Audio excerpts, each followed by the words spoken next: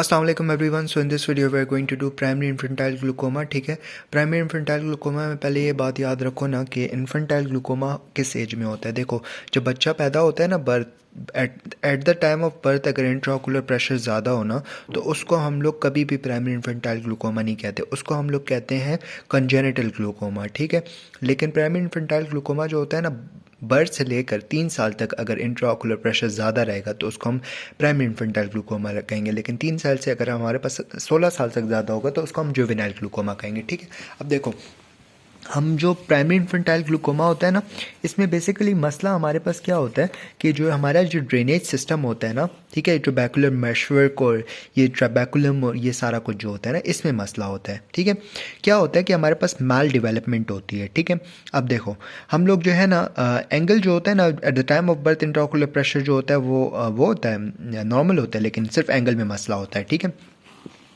सही है। अब इटियोलॉजी की बात करें तो इटियोलॉजी में क्या होता है, ये जो ट्यूबरकुलम है ना, या तो ये हमारे पास बर्कन्स मेम्ब्रेन से कवर होता है। ठीक है, या तो इसमें क्या होता है कि जो हमारे पास ट्यूबरकुलर मैशवर्क में जो स्पेसेस है ना, वो कवर होते हैं सेल मेम्ब्रेन से। ठीक है, अच्छा, फिर इसके बाद क्या होता है, ये जो ट्यूबरकुलर मैशवर्क है ना, ये हमारे पास इसकी माल डेवलपमेंट होती है, या हमारे पास कैनाल ऑफ स्लिम की माल डेवलपमेंट होती है, या जो हमारे पास एपिस्क्लेरल वो होता है, या आउटफ्लो है वो प्रॉपर नहीं होता, या ये बात होती है कि आयरिस जो है ना, वो आयरिस और लेंस और सिलरी बॉडी जो है ना, ये इंटीरियरली मूव कर जाते हैं। ठीक है, अब इसकी सिम्टम्स की बात करो तो सिम्टम्स में इतना कुछ खास नहीं होता, सिर्फ एक बात जो है वो इंपॉर्टेंट है। देखो, लैक्रिमेशन होती हैं और कॉर्नियल हेजीनेस होती हैं। ठीक है, लेकिन मेन इसमें बात ये है ना, बफ्थैल्मोस है, बेफ्थाल्मस। ठीक है, बेफ्थाल्मस इज़ बेसिकली ना, आई बॉल जो होता है ना, वो इनलार्ज हो जाता है। इनलार्ज क्यों हो जाता है?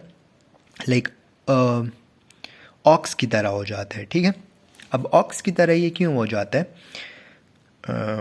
कि देखो, इंट्राओकुलर प्रेशर से ज़्यादा है। ठीक है, प्रेशर कॉर्निया पे प्रेशर आ रहा है, कॉर्निया पे प्रेशर आएगा तो आंख आगे की तरफ जाएगी, वो ऐसे गोल और इस तरह हो जाएगी। ठीक है, उसका जो ब्लैक पोर्शन होता है ना, ये बड़ा हो जाता है। ठीक है, अच्छा, अब इसकी साइन में क्या आते हैं? इंट्राओकुलर प्रेशर ज़्यादा होता है, कॉर्निया का डायमीटर जो होता है वो इंक्रीज़ हुआ होता है। ठीक है, विच इज़ 14 तक पहुंच जाता है। ठीक है, अब इससे ज़्यादा भी हो सकता है। कॉर्नियल एडेमा होता है और ब्रेक ऑफ डेस्मंड मेम्ब्रेन, ये सारी चीज़ें होती हैं। ठीक है, अब इसकी हम आते हैं डायग्नोस्टिक पॉइंट्स पे। डायग्नोस्टिक्स जो है ना, बेसिकली हम 4 पॉइंट्स पे बेसिकली करते हैं। ठीक है, एक तो इंट्राओकुलर प्रेशर ज़्यादा है। ठीक है, दूसरा ये है कि हमारे पास कॉर्निया का जो डायमीटर है वो हमारे पास इंक्रीज़ है। ठीक है, गोनोस्कोपिक फाइंडिंग की है और फंडोस्कोपिक फाइंडिंग किया। फंडस में हमने देखा है कि ऑब्वियसली वहाँ पे चेंजेस आई हैं, और गोनोस्कोपिक में हमारे पास एंगल में मसला है। ठीक है, अच्छा, अब हम आते हैं डिफरेंशियल डायग्नोसिस पे। डिफरेंशियल डायग्नोसिस में बस ये याद रखो ना कि हमारे पास कंजेनिटल प्रॉब्लम है, लाइक बच्चे को प्रॉब्लम है तो रेटिनोब्लास्टोमा याद रख लो। ठीक है, इसके अलावा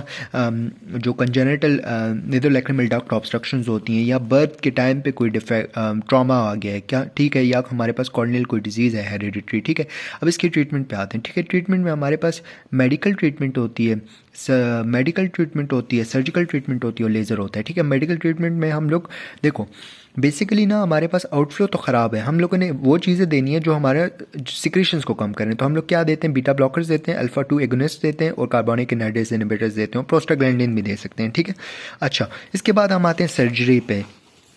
ठीक है, सर्जरी में ना हम लोग देखो, सर्जरी में हम लोग प्राइमरी इन्फेंटाइल जो ग्लूकोमा होता है ना, इसको हम ठीक करने के लिए क्या सर्जरी करते हैं? एक गोनोस्टोमो करते हैं, एक ट्रेबिकुलोस्टोमी करते हैं, ट्रेबिकुलेक्टमी करते हैं। ठीक है, और हम लोग जो है वो आर्टिफिशियल ड्रेनेज स्टंट लगाते हैं, और लेज़र में डायोड लेज़र क्रायो एबिलेशन। ठीक है, दोबारा बता देता हूँ, ट्रीटमेंट में मेडिकल, सर्जिकल एंड लेज़र होती है। तो मेडिकल तो आसान है कि हम लोगों ने सिक्रेशन, वो ड्रग्स देनी है जो सिक्रेशन कम करेंगे। सर्जरी में हमने गोनोस्कोपी करनी है, ट्रेबिकुलोटोमी करनी है, ट्रेबिकुलेक्टमी करनी है, और जो है वो आर्टिफिशियल ड्रेनेज फिस्टूला बनाना है। ठीक है, आर्टिफिशियल ड्रेनेज फिस्टूला, और जो लेज़र है उसमें हमने डायोड लेज़र साइक्लोएबिलेशन करनी है। ठीक है, दैट्स इट, थैंक यू।